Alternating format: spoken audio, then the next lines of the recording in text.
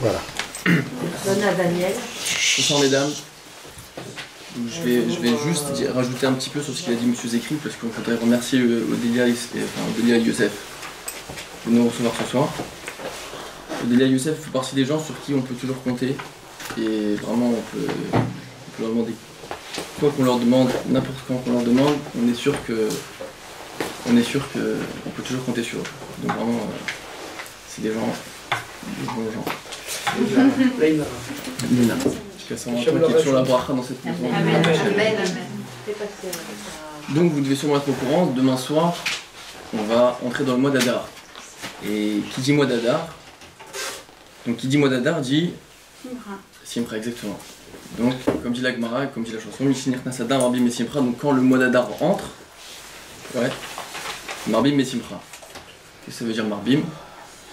Marbim, ça veut dire, non pas on devient joyeux, ça veut dire on double la joie. Donc, qu'est-ce que ça veut dire on double la joie? Ça veut dire qu'en fait, la joie, elle est là. La joie est là toute l'année, mais en Hadar, on la redouble. D'accord? C'est pas que toute l'année on est triste, Non. Toute l'année il faut être Bessimcha. D'accord? Et en Hadar, on nous demande de cette joie de la multiplier, de la doubler. De redoubler de joie. Alors pourquoi est-ce qu'il faut redoubler de joie en Hadar? Ça on le verra plutôt vers la fin. Mais moi ce que je voulais parler ce soir, c'est déjà comment, avant de doubler la joie, déjà comment avant la joie. D'accord? En réalité, la question n'est pas comment avoir la joie, c'est comment garder la joie.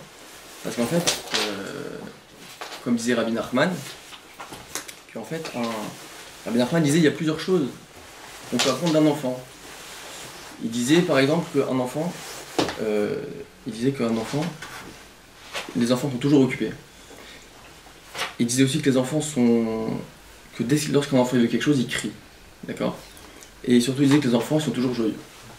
Donc on voit qu'il disait qu'on doit apprendre ça des enfants donc comme on voit un enfant qui est toujours joyeux, ça veut dire que l'état naturel d'un homme c'est d'être joyeux.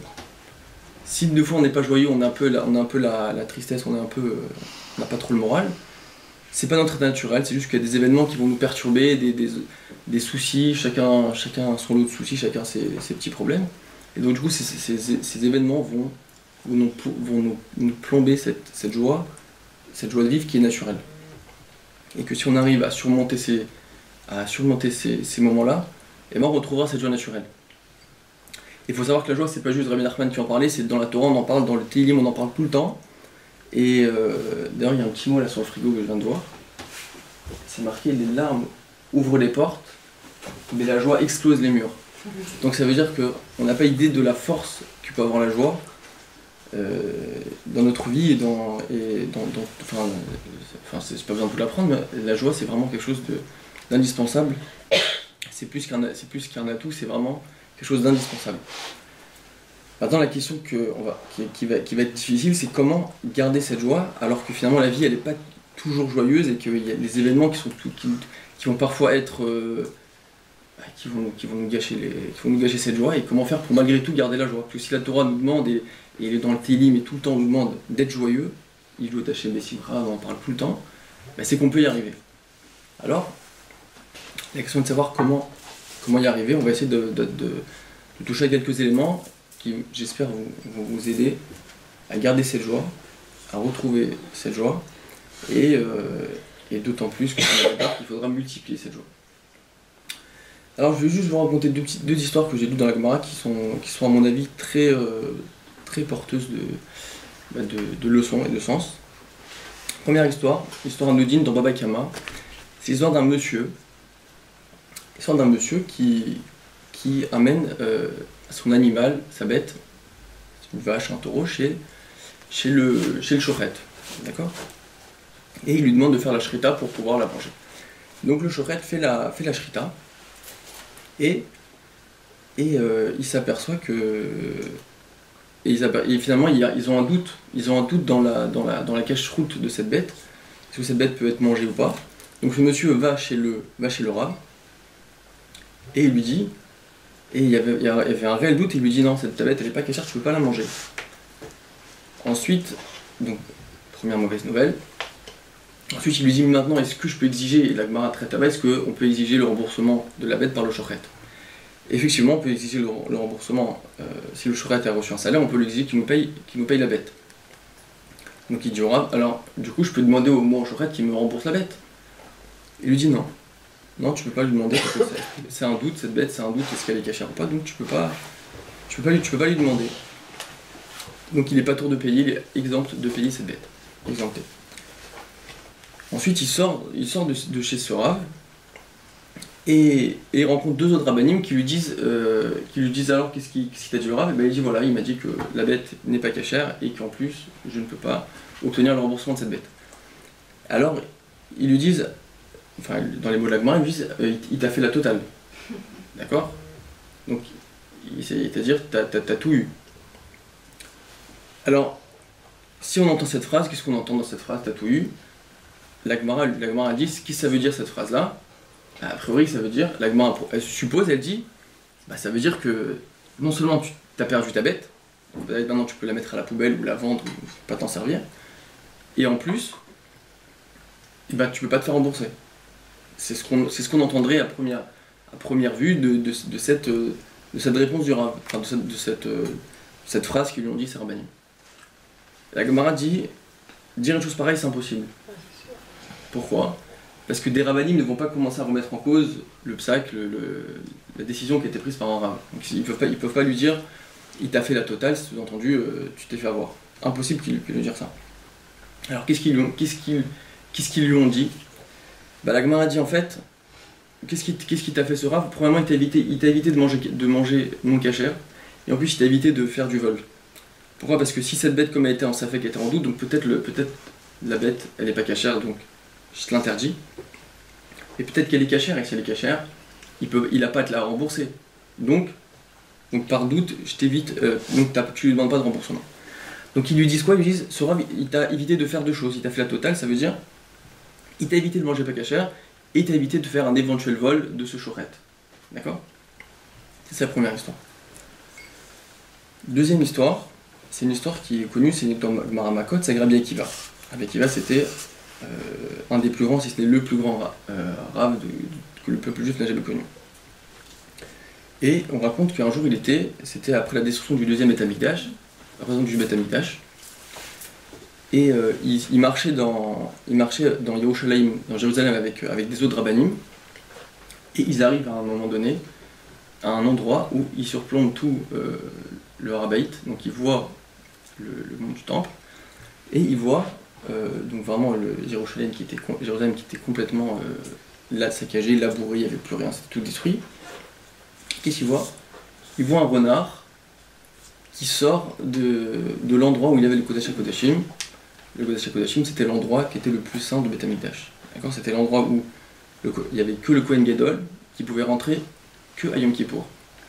C'est-à-dire, tellement il était Kadosh que c'était l'homme le plus saint qui pouvait y accéder au jour le plus saint, à Yom Kippour. Donc il voit cette scène qui est plutôt perturbante. Beth Amikdash détruit, labouré, il n'y a plus rien. Et un renard, il sort de cet endroit. D'accord? Donc il imagine la scène. Les rabbanim se mettent à pleurer. Donc il pleure. Et Rabbi Akiva, il est là, il rigole. Enfin, il sourit, il est content. Alors, déjà c'est surprenant, un qui pleure, un qui rigole. Et ils lui disent pourquoi tu rigoles? Et il leur dit, dites-moi vous, pourquoi vous pleurez? Et elle lui dit, c'est évident, regarde l'endroit qui était le plus saint, que maintenant, que s'il y avait un endroit où la Torah dit que s'il y avait quelqu'un d'étranger, donc qui n'était pas Kohen, qui rentrait dedans, s'il y avait un non-Kohen qui rentrait dans le Kodesh HaKodashim, c'était la peine de mort. Donc il y a un endroit tellement kadosh, regarde, maintenant les renards, les animaux, ils passent par là, et tu veux qu'on pleure pas? C'est-à-dire vraiment on est arrivé au plus bas niveau. Et Rabbi Akiva leur répond, moi c'est pour ça que je rigole. Alors, explique-nous. Et en fait il leur dit, c'est simple, il y a deux prophéties qui dépendent l'une de l'autre. C'est quoi les prophéties? Il y a une prophétie qui dit que Jérusalem sera complètement détruit, dévasté, à tel point qu'il sera labouré. D'accord? Donc les ennemis ils ont vraiment labouré, c'était devenu un champ. Il y a une deuxième prophétie qui dit que Jérusalem retrouvera toute sa splendeur, toute sa gloire, et que les rues de Jérusalem retrouveront leur joie et le public qui s'y promènera. Donc Rabbi Akiva leur dit, je sais que la deuxième prophétie dépend de la première. Ça veut dire que quand est-ce que Jérusalem retrouvera cette splendeur? Quand elle sera complètement dévastée à un point qu'elle sera labourée. Donc Rabbi Akiva il leur dit, regardez, moi tant que la première prophétie ne s'était pas réalisée, je m'inquiétais, je me disais quand est-ce que la deuxième prophétie va se réaliser? Parce qu'on sait qu'il faut passer par la première prophétie pour accéder à la deuxième. Donc tant que la première ne s'était pas réalisée, je m'inquiétais, je me dis quand est-ce qu'on va arriver à la deuxième? Mais il dit, mais maintenant que je vois que la première prophétie s'est réalisée, je suis heureux, je sais que maintenant la deuxième prophétie pourra se réaliser enfin. D'accord? Donc sous-entendu, maintenant que la première étape a été faite, maintenant on peut espérer la deuxième étape. D'accord? Donc maintenant quand je vois que la première prophétie s'est réalisée, donc je me dis c'est quoi la prochaine étape? C'est que Jérusalem retrouvera sa gloire. Et donc ça et donc de penser à ça me fait sourire et ça me rend joyeux. Et les rabbins lui ont répondu, ils lui ont dit tu nous as consolé Akiva, tu nous as consolé. Alors pourquoi je raconte ces histoires?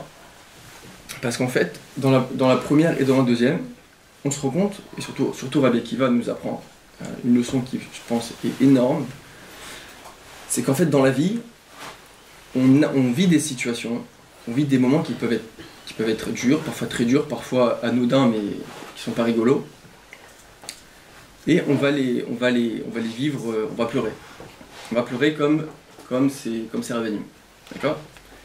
Rabbi Akiva nous dit, quand tu vis une scène, d'accord? Il dit, cette scène-là, c'est toi qui décides comment tu la vis. D'accord? Donc une scène que je pense tout le monde aurait pleuré. D'accord? C'est comme ceux qui vont à Auschwitz. D'accord? Tous ceux qui ont été, ils sont tous pleurés. Mais il dit, une scène comme ça, Rabbi Akiva, il arrive à rigoler. Parce qu'il avait une autre... Comment il arrivait à Rabbi Akiva? Parce que la scène que tu vis, même si ta apparence elle est dure, et ton regard, c'est ton regard et ta façon de vivre la chose qui va donner du sens à cette chose-là. Donc chaque scène que tu vas vivre dans ta vie, nous dit Rabbi Akiva, tu peux en pleurer mais tu peux en rigoler aussi. D'accord? Et comme dans la première histoire, tu peux dire ou bien que le rab a été sévère avec lui, a été strict, il lui a fait perdre de l'argent, il lui a fait perdre une bête, mais tu peux dire aussi qu'il lui a évité de faire de fautes. Donc chaque situation de la vie, c'est nous qu'on décide comment on la voit. D'accord? Donc c'est la leçon que Rabbi Akiva nous a appris. Et juste pour rappeler, Rabbi Akiva, on rappelle comment il est mort, Rabbi Akiva. On va pas rappeler parce que c'est assez atroce. Il a été lacéré avec des peignes pour arracher le goudron. D'accord? Et à ce moment-là, ses élèves le voyaient, pas souriant, mais il était en train de faire le schéma. D'accord? Serein. Il disait, mais c'est comme ça que tu finis ta vie Il dit, mais vous rigolez, toute ma vie, j'ai espéré de sentir le nom divin, et maintenant je voulais que je sois triste. C'est-à-dire qu'à la fin de sa vie, il y a rien qui le perturbait, même sa mort qui était atroce. Il disait, mais finalement, moi, vous voulez l'avoir dure, elle est dure, mais moi je préfère l'avoir. Quand je vais m'angoisser, moi je préfère l'avoir bien. D'accord? Donc ce que Rabbi Akiva nous apprend, c'est énorme en fait. C'est que les situations qu'on va rencontrer dans notre vie, on peut en rire, on peut en pleurer. C'est à nous de décider comment on va les vivre. Alors, vous savez, vous devez tous en train de vous dire, Rabbi Akiva, c'est Rabbi Akiva. On a dit que c'était le plus grand du clan d'Israël qui était Rabbi Akiva. D'accord? Donc on ne peut pas demander à chacun de rire de toutes les situations, ou de moins d'en sourire. Par contre, ce qu'on peut se permettre, c'est de s'entraîner sur les petits embêtements qui sont à notre portée. D'accord? Parce que dans la vie, faut pas se leurrer, on vit du matin au soir, il y a toujours la petite bête, le petit hic qui va tout nous gâcher. D'accord? Même si tout va bien, tout se passe bien. D'accord? Il va y avoir, par exemple, repas de Shabbat, on est à table en famille, tac, la plaque qui saute. Ou j'ai oublié de brancher la plaque. Ça c'est le cas plutôt classique. Alors tout de suite, tout ce que je me suis fatigué, et les repas que j'ai fait, je me suis déchiré pour faire ces repas, et j'ai les invités, etc. Donc tout de suite on commence à dramatiser. C'est vrai que c'est pas rigolo. Mais après ces moments-là, on peut les vivre d'une manière autre. On dit écoute, finalement t'es en famille, t'es avec tes amis, ça va, c'est pas la fin du monde si finalement vous allez manger froid ou si vous allez manger autre chose. D'accord? Mais non, qu'est-ce qu'on va faire nous? C'est comme l'exemple de ce Rav qui a montré le tableau blanc, ce mur blanc là, il a montré à ses élèves, il a mis un point noir sur le mur, il a dit qu'est-ce que vous voyez sur ce mur? On a dit bah il y a un point noir, il a dit non il y a un point noir mais il y a surtout tout un mur blanc à côté. Donc nous on a tendance à toujours voir le point noir mais on oublie qu'il y a tout un mur blanc à côté. Et donc on devrait s'entraîner petit à petit pour pouvoir vivre les événements plus difficiles d'une meilleure, mieux les appréhender. Bah, c'est de s'entraîner dans les petits pépins, les petites épreuves de rien du tout, de se dire après tout, c'est pas la fin du monde, d'accord? Donc par exemple, le plat de Shabbat, la plaque elle a sauté, bah, est-ce que c'est grave à ce point de gâcher mon Shabbat? Est-ce que c'est grave de dire finalement le repas il vaut pas le coup? Mes invités sont là, mes enfants ils sont là, on est en famille, on est content, ça va. Ou par exemple, un autre cas classique, vous avez votre enfant qui rentre de l'école ou qui vient de dessiner dans le salon. Il nous a fait un beau dessin, une belle peinture, il a fait une belle prairie, il a fait un beau tableau. Ok. Et il nous amène le dessin, regarde pas le dessin que je t'ai fait. D'accord? Alors, beau ou pas beau, bon, on va dire qu'il est beau. Et surtout, ce qu'on va remarquer, c'est quoi? C'est que l'enfant, il s'est mis de la peinture partout. D'accord? Sur la tenue qu'on vient de lui acheter, qu'on vient de laver, qui nous a coûté peut-être cher. Et qu'est-ce qu'on va dire? Mais tu t'en es mis partout. Regarde, ou bien l'enfant, il revient du jardin, il dit, mais regarde, tu t'es déchiré toutes les tenues que tu t'es acheté, que je viens de t'acheter. Alors, oui, c'est vrai, c'est peut-être pas sympathique, il va faire une machine, peut-être racheter un autre habit. Mais maintenant, en ce moment, on va le gâcher avec le fait qu'il s'est sali alors que l'enfant il est heureux, il nous amène un beau dessin. Et nous, la seule chose qu'on regarde, parce qu'en fait, comme nous a appris avec Eva, tout est une question de regard. Parce que dans cette scène, il y a l'habit qui s'est sali, mais il y a surtout, et il faut donner la juste proportion aux choses, il y a surtout l'enfant qui est heureux de nous avoir fait un beau dessin, qui est heureux de nous faire plaisir. Et nous, on va le culpabiliser, mais tu fais pas attention, je te fais les lessives. Alors que l'enfant, il a rien demandé, lui il a demandé pour acheter un habit qui vaut cher, il a rien demandé, je voulais faire plaisir, il n'a pas fait exprès. Pourquoi est-ce qu'on va le culpabiliser? Ou un autre exemple, j'ai entendu un exemple rigolo. On est en vacances avec notre enfant, et on est en train de se promener. Imaginons maintenant, on passe dans une belle prairie comme ça, on est en vacances, et le petit nous dit « Papa, regarde les chevals ». Qu'est-ce qu'on lui répond toujours? Non, les chevaux. On dit pas des chevaux, on dit des chevaux. Quand on réfléchit, c'est incroyable. Pourquoi est-ce que l'enfant il est en train de kiffer une scène, de kiffer un moment, mais la seule chose qu'on va trouver, c'est que l'enfant il a fait une petite faute d'orthographe complètement stupide, qu'il n'y a aucun intérêt à lui dire maintenant une faute d'orthographe. Et non, c'est la seule chose qu'on a vue, c'est non, faut des chevaux, faut des chevaux. Une leçon d'orthographe, alors que en fait c'est pas important du tout. Alors que vous avez permettre d'autres exemples, vous avez compris un peu le sens de la chose. Et donc en fait tout c'est une vision de la chose et savoir donner la juste proportion des choses. C'est vrai qu'il y a des choses qui méritent d'être dites, d'accord, qui méritent d'être apprises, mais il y a des façons de le dire, des façons de le faire. Il y a des moments de le faire, mais les moments qui sont sympathiques, pourquoi on va les gâcher, d'accord? Donc ça, déjà s'entraîner dans les moments sympathiques, les petits pépins, les petites fausses notes, passer dessus, d'accord? Après maintenant il y a des choses que à l'unanimité c'est des vrais embêtements, des vrais pépins. On a raté le train, on a des rendez-vous, enfin on doit aller à un rendez-vous important, gros bouchon, d'accord, donc on a 2 heures de bouchon. Ou sinon par exemple on a une journée pleine de rendez-vous, d'accord, donc on a prévu notre journée, tout était prévu, tout était organisé. Et cette nuit-là, ma petite elle a décidé d'être malade, d'accord. Pile, il fallait que ça tombe cette nuit-là. Elle tombe malade, donc moi je passe la nuit à m'occuper d'elle, donc je suis fatigué. Le lendemain, il faut que je la garde à la maison, il faut que je prenne rendez-vous chez le médecin. Du coup ma journée elle saute en l'air. Alors comment je vais réagir? Je vais râler.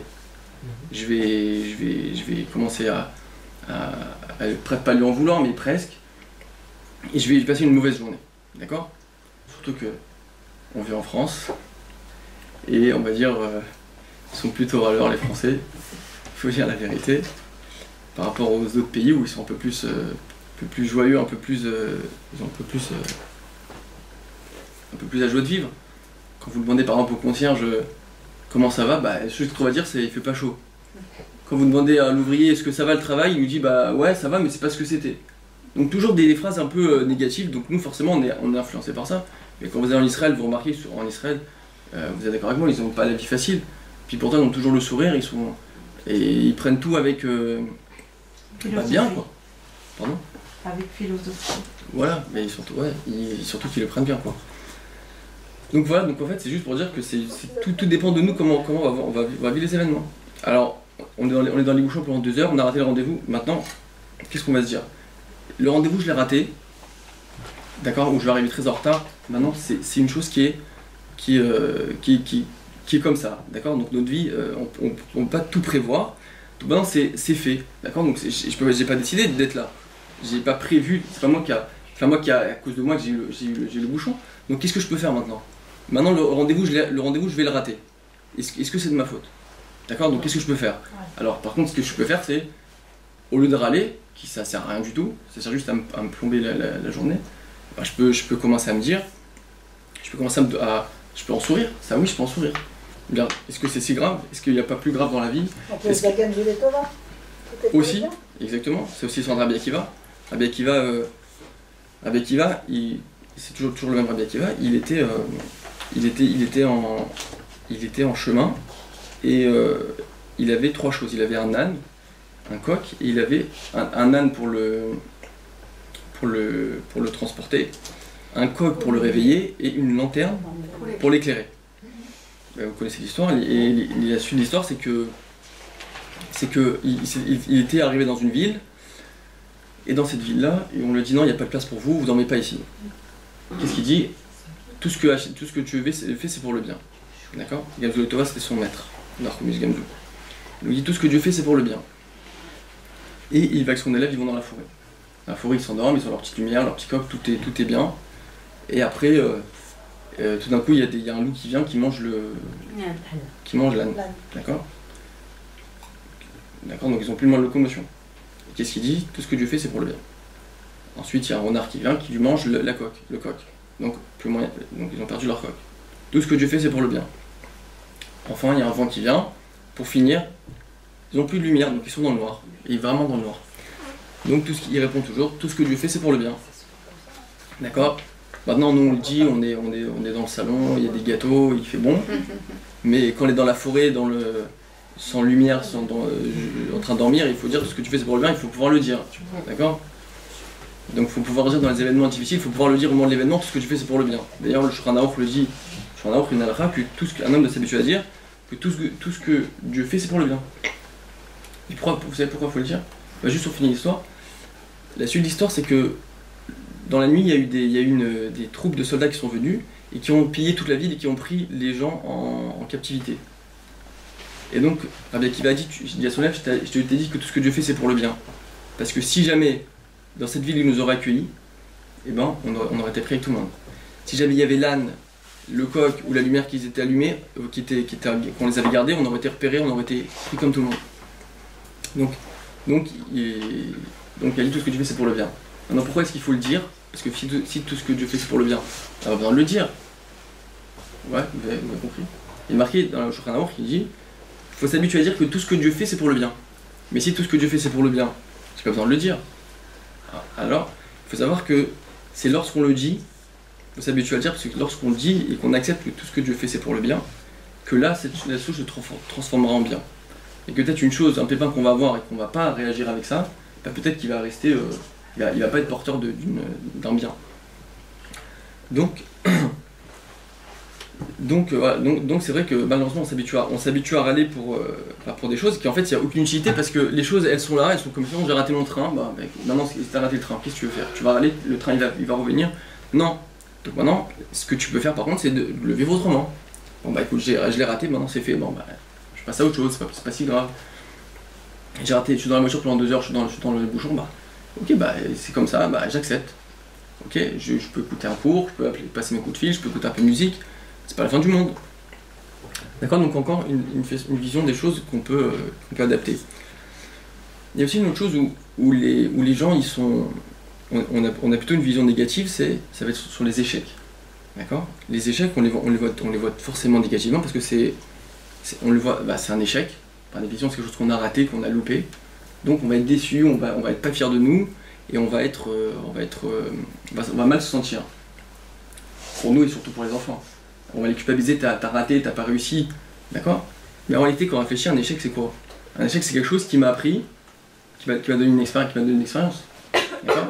Il y avait une dame qui disait, une dame qui avait réussi, elle disait, moi, dans ma vie, si je devais refaire toute ma vie, eh ben, j'aimerais refaire tous les échecs que j'ai faits. Parce que c'est grâce à ces échecs que je suis devenu ce que je suis devenu, et que j'ai appris ce que j'ai appris. Et l'histoire magnifique qu'on raconte sur l'aviateur Saint-Exupéry, vous devez la connaître, hein, c'est une belle histoire. À Saint-Exupéry, il avait un apprenti, et c'est lui qui s'occupait de son avion, il l'entraînait, il s'occupait de son avion. Et un jour, en plein vol, Saint-Exupéry, en plein vol, son avion s'éteint, le moteur s'éteint. D'accord. Donc il est en plein air, il essaye de se rattraper comme il peut, et il arrive à atterrir, sain et sauf. Donc il va voir son élève, il voit qu'est-ce qui se passe, pourquoi est-ce que le moteur se truc. Il s'avère que l'élève avait mis le mauvais carburant dans l'avion. D'accord. Donc quand l'élève apprend ça, il a envie de disparaître sous terre, il a envie de partir et tout. C'est la honte, j'ai fini pour moi et tout. Et ben qu'est-ce qu'il fait Saint-Exupéry? Et là, c'est une grande leçon pour nous. Il prend les clés de l'avion, il lui donne et il lui dit écoute, à partir d'aujourd'hui, je veux que ça soit toi qui soit responsable du carburant de l'avion. Il dit pourquoi? Il dit parce que toi, moi je sais que maintenant tu ne te tromperas plus jamais. D'accord. Ça veut dire que tu as fait un échec, c'est vrai, mais maintenant je sais que maintenant, avec cet échec, que tu vas plus jamais te tromper. D'accord. Donc c'est une autre façon de voir les échecs qu'on peut avoir dans la vie, où des fois on a raté quelque chose, on a mal fait un dossier, le client n'était pas content, ou on a raté un plat ou n'importe quoi. Et ben le voir comme une opportunité pour grandir et pour apprendre. D'accord. Alors c'est vrai que peut-être il y en a qui ont cette question dans la tête. Des fois il y a des événements qui sont difficiles, des événements qui sont plutôt tragiques, et des événements on peut pas dire à des gens qui vivent des épreuves de dire tout va bien, tout est pour le bien. C'est difficile de dire ça. C'est là, alors ça pour ce genre d'événement, c'est vrai que je pense qu'il faudrait un cours entier pour ça. Mais ça c'est vraiment apprendre à mettre la émouna et la foi dans sa vie. D'accord. Lorsque quelqu'un il s'habitue à vivre ses épreuves avec émouna, avec foi, d'accord. Le discours est beau, mais c'est vraiment c'est plus qu'un discours, c'est vraiment il faut vraiment le vivre, il faut vraiment étudier ça. Ben après, l'homme apprendra à vivre ses épreuves. Donc là, on se dirige vers Purim. Donc chacun commence à penser aux questions du Michté, du Shlochmanot, les déguisements. Mais il faut aussi savoir que donner un sens à la fête qu'on vit, parce que on peut vivre plein de choses, on peut faire plein de choses, des Michté, des Mishlochmanot, mais finalement on passe à côté de la fête et c'est dommage. Chaque fête qu'on vit, on va passer des super moments, le Seder de Pessah, on va passer des super moments, on a envie de passer avec des gens super sympas. Mais malheureusement, des fois, si on s'est pas renseigné un peu sur la fête, on risque de passer à côté de la fête, c'est dommage. Donc on va essayer de jeter un œil rapidement sur l'histoire de Purim, qui est liée à notre cours, et on va voir qu'il y a beaucoup à tirer de cette histoire. Donc en fait, l'histoire de Purim, si je vous demande combien de temps a duré l'histoire du décret de Haman, l'histoire de Esther et quand Haman était pendu, ouais, combien de temps elle a duré? Je vais vous surprendre, mais elle a duré pas plus que 4 jours. D'accord? Alors, laissez-moi finir. Pourquoi elle a duré 3-4 jours? C'est qu'en fait, tout ce que la Megillah raconte, c'est depuis le début de l'histoire, dure très longtemps de la Megillah. Elle dure plus de 10 ans. D'accord? Mais là, l'histoire, vraiment, le noyau de l'histoire où Haman fait son décret, Esther va chez Achashverosh et Haman se fait pendre, l'histoire dure 4 jours. D'accord? Maintenant, Esther, qu'est-ce qu'elle a fait? Elle a dit toute cette histoire, vous allez l'écrire sur une Megillah, sur un parchemin, et je veux que dans chaque génération, on lise cette histoire. Quelle histoire? Bah, l'histoire depuis le début jusqu'à la fin. Mais pourquoi Esther, tu veux qu'on raconte toute l'histoire qui n'ont rien à voir? Enfin, qui n'ont pas rien à voir. Mais pourquoi tu veux qu'on raconte plein de choses alors que finalement l'histoire même, le noyau de l'histoire, quand il y a eu le décret, ça dure 4 jours? Pourquoi est-ce que Esther elle a voulu que tout soit mentionné depuis le mystère de Achashverosh et Haman qui monte au pouvoir, tout ça? Pourquoi est-ce qu'elle a voulu qu'on le raconte? Et d'ailleurs, je ne sais pas si vous avez déjà remarqué, mais ou peut-être cette année vous remarquerez, quand vous écoutez la Megillah, et ben vous remarquerez que la personne qui lit la Megillah, elle prend la Megillah et elle le déroule entièrement. D'accord? Contrairement au Sefer Torah où on lit uniquement, on ouvre uniquement ce qu'on va lire, dans la Megillah, on va la prendre entièrement et on va la dérouler. D'accord? Donc la Megillah elle va être déroulée, et ensuite il la lit et petit à petit, au fur et à mesure il la roule. Vous savez pourquoi? Parce que en fait, l'histoire de la Megillah, elle dure peut-être 9 ans, mais en fait tous les événements qui vont se passer, d'accord? Et ben en fait ils ont tous un enchaînement, et ce sont ces événements qui vont nous permettre de comprendre la finalité la finalité de l'histoire. Qu'est-ce que ça veut dire? Que il y a les Juifs à l'époque, et on imagine la situation dans laquelle ils devaient être, hein, quand Haman décrète qu'ils vont tous s'exterminer, et ben les Juifs ils ont vécu plein de moments. D'accord? Ils ont vécu Achashverosh qui fait le Michté, ils ont vécu Vashti qui se fait tuer, Achashverosh qui cherche une reine, Esther la reine Esther qui est pris au palais. Donc plein d'événements qui étaient très bizarres et qui étaient vraiment perturbants. D'accord? Ils comprenaient rien. D'accord? Et ben Esther elle a dit, vous allez tout écrire, vous allez tout dérouler, comme ça vous allez voir qu'en fait tous ces événements ils ont tous un sens, et ils sont tous liés les uns les autres, et c'est en fonction de tous ces événements qu'on a pu avoir la délivrance de Purim. D'accord? Ça veut dire que Hachem, il y a eu plein d'événements, on n'a pas compris. D'accord? On n'a pas compris tout ce qui s'est passé, mais à la fin il a dit, regardez maintenant tout le tableau, regardez toute l'histoire que vous avez vécue, et vous allez voir que vous allez comprendre. D'accord? Vous allez voir que vous allez comprendre. Et c'est ça l'histoire de Purim, c'est en fait, pourquoi on s'appelle Megillat Esther? L'histoire de Purim c'est pas que Esther. Parce qu'en fait Megillat Esther, Megillah c'est quoi? Megillah ça veut dire dévoiler. Esther ça veut dire quoi? Ça veut dire cacher. Donc en fait, l'histoire de Purim c'est Megillat Esther, c'est qu'on va dévoiler le cacher. On va dévoiler que les événements qu'on a vécus, et ben en fait, ils avaient l'air tragiques, ils avaient l'air déboussolants, ils avaient l'air durs, mais en fait, quand on les lit d'une traite et on les lit à la fin de l'histoire, on voit qu'en fait on va dévoiler qu'est-ce qui cache, et on va comprendre qu'en fait ces événements étaient vraiment pour notre bien. Donc c'est aussi pour ça qu'on dit il faut boire, les hommes doivent boire jusqu'à confondre Haman et Mordechai, parce que on dit Baruch, il faut confondre ce qu'on dit Haman, Baruch, Mordechai, on doit arriver à les confondre.